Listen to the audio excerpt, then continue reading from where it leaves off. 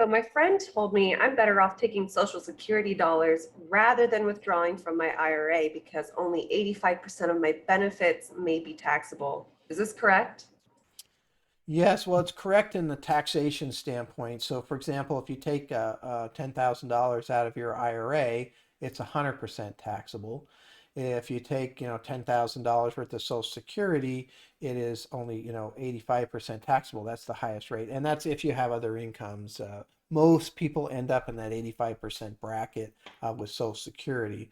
However, I would actually challenge several other components of that because past full retirement age, if you continue to delay your Social Security, even if it means possibly taking some money out of your IRA, you are getting an 8% increase in your Social Security on a guaranteed basis per year, plus any cost of living increase. I think the cost of living increase this year is 1.6%. So, for example, you would be making 9.6% growth on the income in your Social Security for that year guaranteed. And what's the market going to make?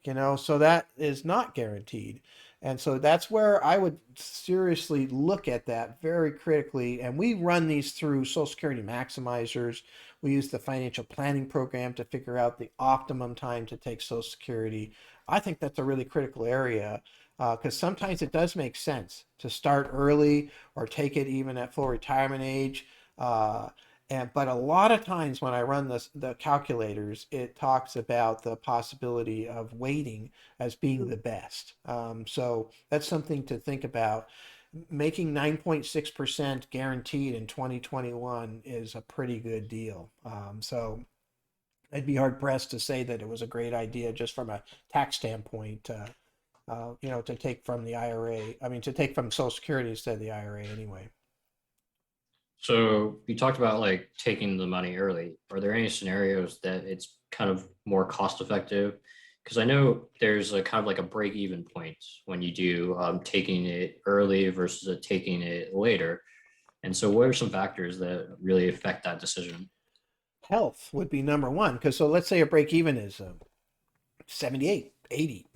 What Ethan's talking about, there's actually a calculation you can figure out. Okay, if I take it at this age versus this other age, how long do I have to live to make up what I lost by not taking it early? Okay, so if you think your health is really poor and you got some different, then taking it early makes some sense because you don't think you're going to make it to that age. Now, maybe you do, but that's a big issue. And I run across that a lot. And so, there's different things going on in people's lives that make sense. I think another factor that really has to be considered is just how fantastic your other assets are doing. So if you're going to be waiting on taking Social Security, and end up taking money from something that's doing just incredible. I mean, really a lot better than the 9.6% you might make. You can make an argument to take it early in that particular situation. So it really depends on kind of the structure.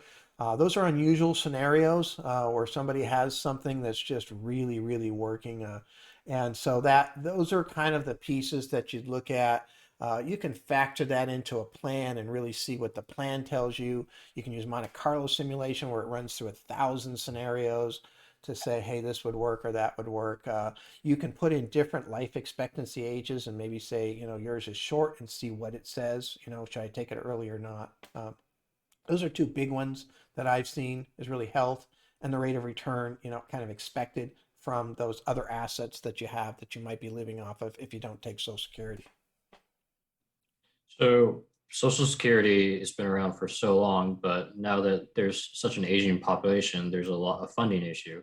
So, do you think Social Security is going to change kind of how when you have to take it, will they make you take it later? Yeah. Will they also change how they increase the interest rate if you take it later? Yeah, all of those are on the table actually. Here's a couple things. I do seminars on Social Security, and the number one question or the number one issue and the number one reason people, one of the main reasons, let's say, that people want to take it early is because they're afraid Social Security is going to go out of business. And I go to this class, every year. It didn't last year, but I will this year. And we sit and talk about Social Security for like 3 days and Medicare, and It's kind of funny. I mean, one of the years they brought out all these headlines like Time Magazine, and going back to the 40s, and Social Security's been going out of business, according to the press, since the 40s. It's still here, and it's a really critical component of American life actually. And I think it's 55% of American retirees basically just have Social Security. You can't, how are you going to cut that or let it go out of business? So yeah, they've already made adjustments, right? So my father got his maximum, not maximum, he got his full Social Security at age 65. Mine's 67.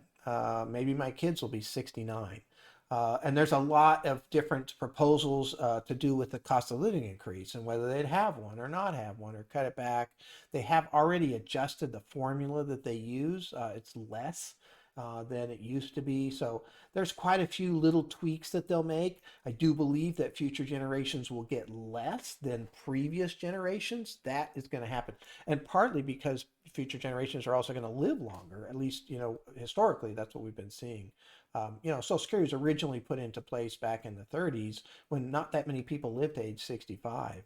And now, obviously, that's not true. So, um, yeah, I wouldn't be surprised to see, I mean, I saw a study that showed that the Social Security, trust fund, so we have an excess that's going in, will be, out of money in terms of the excess amount by 2035. But if they just adjust it to 69 and adjust the COLA, it could go out for another 80 years or something. It's a crazy. So it's not that hard to fix. I think they'll do that. I would assume, and what has happened in the past is that people that are already in retirement, nothing happens. That's their deal. And then people that are about to be in retirement, nothing happens. So it tends to affect somebody who maybe has a little bit of time to make some adjustments to their overall plans because they just adjusted the Social Security, in a negative way. But I think it's going to be in business, and you get out in the professional arena of the people that are working on, talking about, and studying Social Security. I mean, in depth. We 8 hours a day for 3 days. We all believe Social Security is still going to be here. We also all believe that they'll probably make some adjustments to make that happen. And I actually personally feel that that's probably fair. That's just the way it works. I don't begrudge my father getting his at 65 and me getting it 67. I mean, I don't have a problem with that whatsoever. But anyway, and I wouldn't begrudge if my kids got it at 69, to be honest. So I think that's how they'll make those adjustments. It's a good point.